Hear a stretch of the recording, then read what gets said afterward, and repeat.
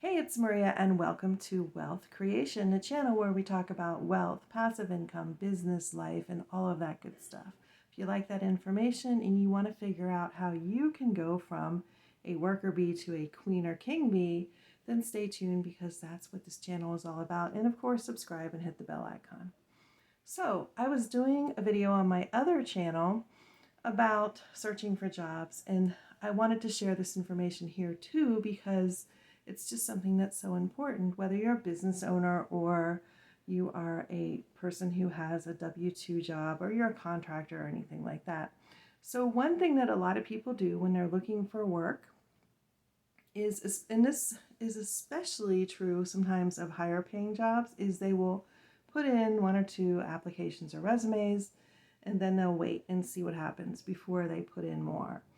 And because of that, it's really difficult for them to find work because they're just not putting themselves out there enough. If you really want to get a job, and I don't care if you're trying to be, a pizza delivery person or if you're going for CEO or CFO of a large company, you have to do some things to really put yourself out there. And that means if you're applying for jobs, apply for 20 jobs, not 2 jobs. Talk to the people. I always tell people, go in and talk to the people or call them on the phone. Don't just put a blank resume or application in because then you're not going to be remembered. They're not going to know who you are. And also, if it's a company, and I don't even care if it's just like a server job at a restaurant, if you do some research on that company first, you can go in and talk like you know something about them, and you're going to have a much better chance of getting the job among other people. So check out their website, check out their social media, go to their place of business if it's a retail establishment, shop there. If it's a restaurant, then eat there. See what you like and don't like about it.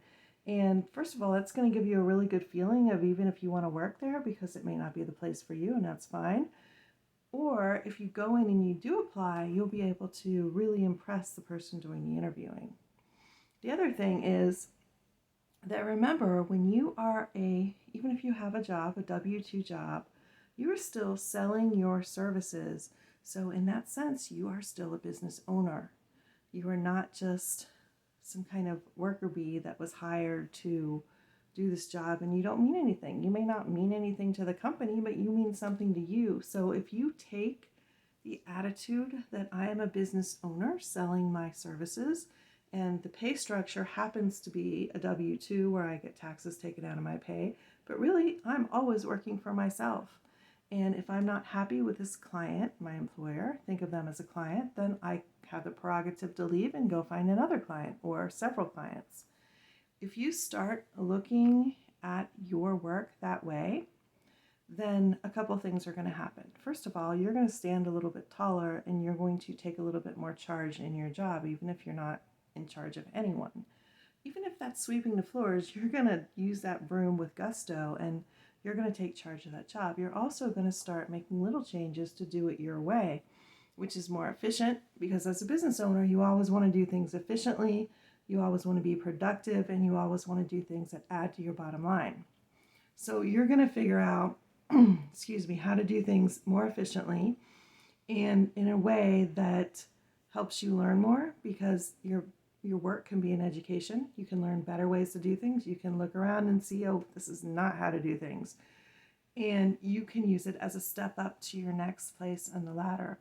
Also, in many cases, not always, but in many cases, the more you kind of take charge of your job, the more that the people you work for are going to notice you and you can get promoted a lot faster. Now, this can be a double-edged sword because if you're really doing a good job, they may not want to promote you because they've got a comfortable position filled and why would we promote her? She's doing a great job, you know?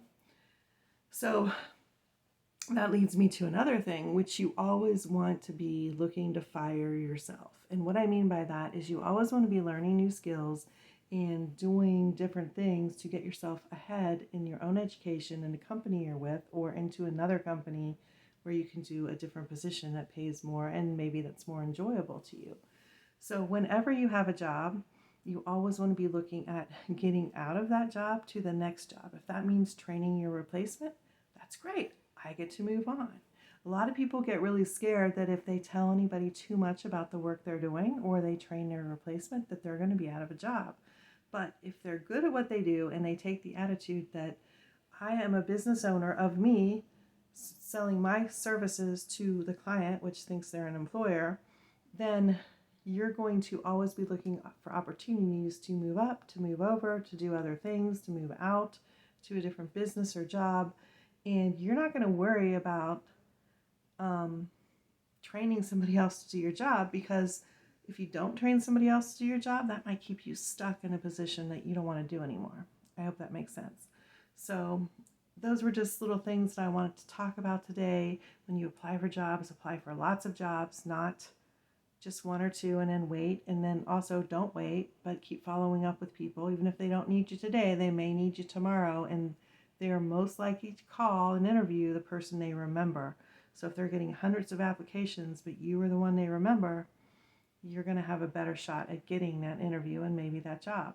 And then also when you're in a job, like I said before, you always want to be looking to fire yourself. Get out of that job so you can move on to bigger and better things, whether it's in the same company, in your own company, in a different company, in a business opportunity, whatever it is.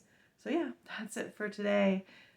Following these tips will help you start generating more wealth in your life. And more important, it'll help you start changing your mindset to be an entrepreneur and a business owner, even if you're still working a job. Peace out, and I wish you all the success in the world.